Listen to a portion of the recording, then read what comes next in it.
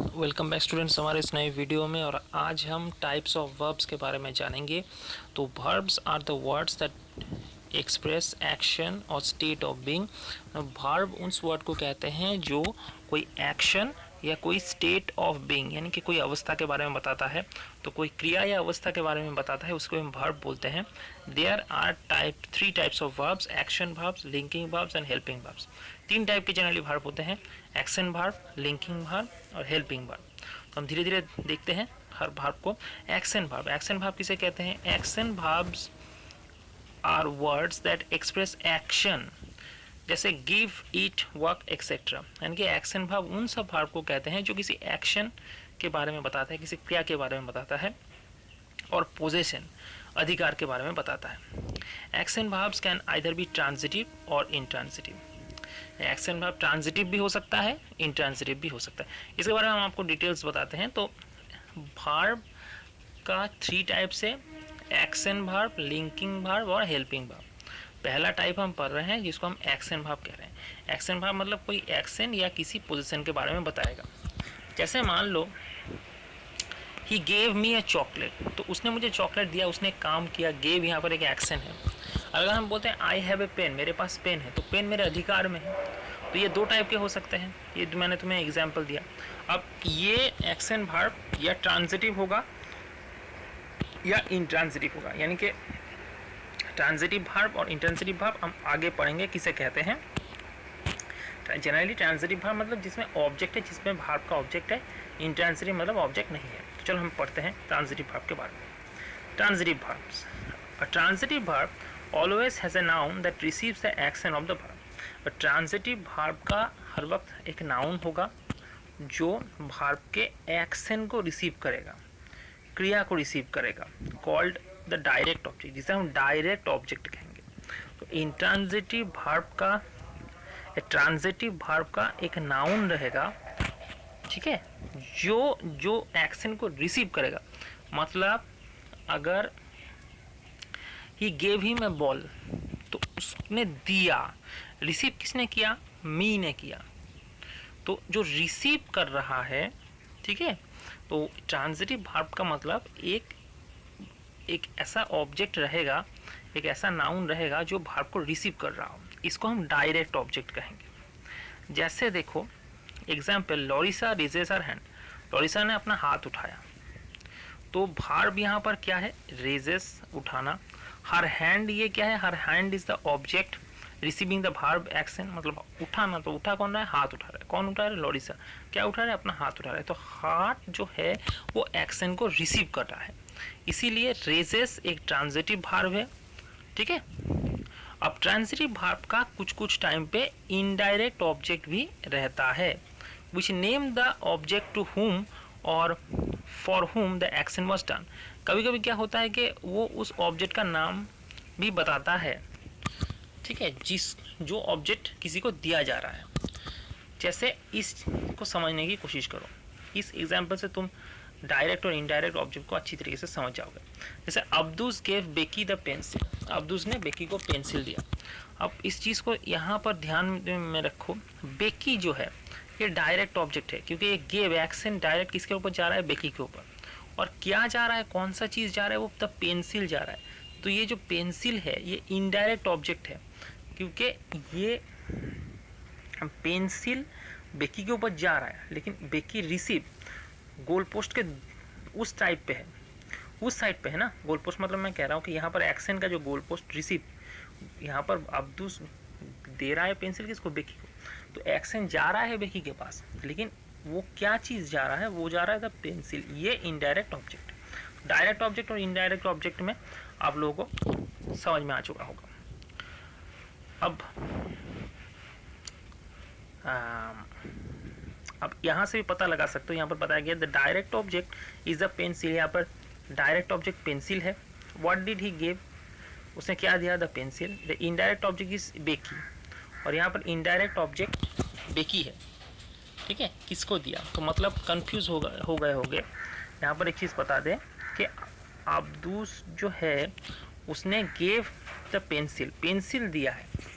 अब किसको दिया है? बेकी को दिया है। तो पेंसिल देना ये काम डायरेक्ट हो रहा है। लेकिन विकी जो है ये इनडायरेक्ट ऑब्जेक्ट है, ठीक है। तो अब हम बात करेंगे इंट्रांसिटिव वर्ब का। And intransitive verb never has a direct और इनडायरेक्ट ऑब्जेक्ट। जो इंट्रांसिटिव वर्ब होता है उसका ना तो डायरेक्ट ऑब्जेक्ट रहता है ना इनडायरेक्ट ऑब्जेक्ट, मतलब इसका ऑब्जेक्ट रहेगा ही नहीं। Although an intransitive verb may be followed by an adverb or adverbial phrase, there is no object to receive the action। मतलब ऐसा कभी कभी हो सकता है कि इंट्रांसिटिव वर्ब के बाद कोई एडवर्ब या एडवर्बियल फ्रेज रहे। एडवर्बियल फ्रेज मतलब एडवर्ब का गुच्छा, और एडवर्ब क्या है हम तो पहले ही जान चुके हैं, जो वर्ड किसी वर्ब एडजेक्टिव या दूसरे किसी एडवर्ब के बारे में बताता है उसे हम एडवर्ब कहते हैं। तो एडवर्ब अगर एक वर्ड हो तो वो एडवर्ब है, और अगर कुछ वर्ड का गुच्छा एक एडवर्ब की तरह काम कर रहा हो तो उसे एडवर्बियल फ्रेज कहते हैं। तो ये एडवर्बियल फ्रेज इंट्रांसिटिव वर्ब के बाद अगर रहे तो there is no object to receive the action. यहाँ पर कोई ऑब्जेक्ट उसके एक्शन को रिसीव करने के लिए नहीं रहेगा। अगर हम यहाँ पर एग्जाम्पल के तौर में देखें तो Laurasia rises slowly from her seat, the verb is rises. Laurasia धीरे धीरे अपने सीट से उठी। तो यहाँ पर एक चीज़ देखो कि लॉरिसा उठी, ठीक है, तो लॉरिसा अपने आप उठी, लेकिन ये काम रिसीव करने के लिए उस साइड पे कोई है, मतलब इसका कोई ऑब्जेक्ट है, उठी। तो ऐसा ये उस साइड पे क्या ये लिख रहा है कि लॉरिसा किसके ऊपर उठी, नहीं है, या किसको उठी, नहीं है। तो मतलब यहाँ पर अगर हम वाट या हुम से सवाल पूछे तो कोई जवाब नहीं आता। वाट और हुम से सवाल पूछने से कोई जवाब नहीं आता, मतलब इसका कोई ऑब्जेक्ट डायरेक्ट है भी नहीं है, इनडायरेक्ट भी नहीं है। लेकिन यहाँ का एक फ्रेज है स्लोली फ्रॉम हर सीट। तो the phrase slowly from her seat modifies the verb.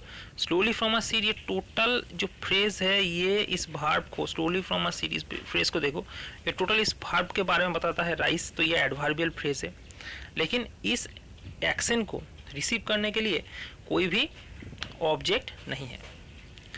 Transitive और इंट्रांजिटिव, अब देखो यहाँ पर आप लोगों का जो कन्फ्यूज़न है वो क्लियर हो जाएगा अगर हम यहाँ से एग्जाम्पल देखें।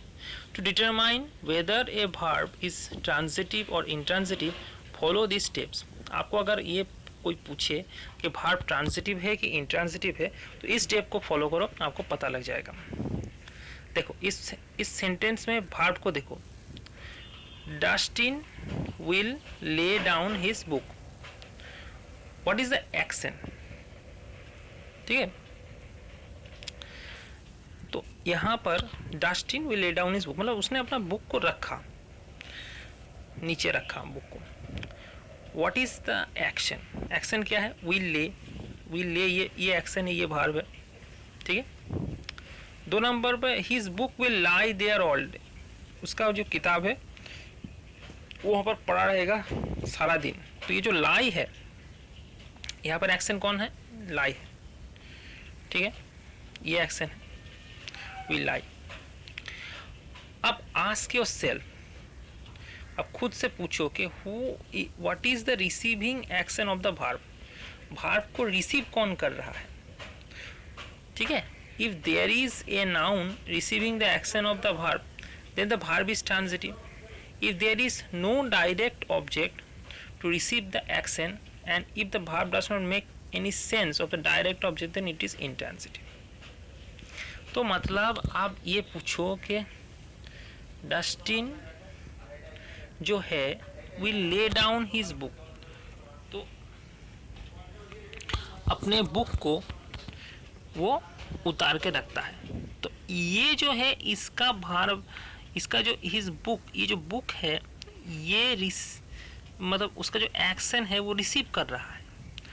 डस्टिन ने क्या रखा, व्हाट से अगर सवाल पूछे तो बुक मिल रहा है, तो ये है हमारा डायरेक्ट ऑब्जेक्ट। लेकिन टू हुम, किसको, ठीक है, किसको रखा, टू हुम, तो ये जो बात है ये इसका कोई जवाब नहीं है।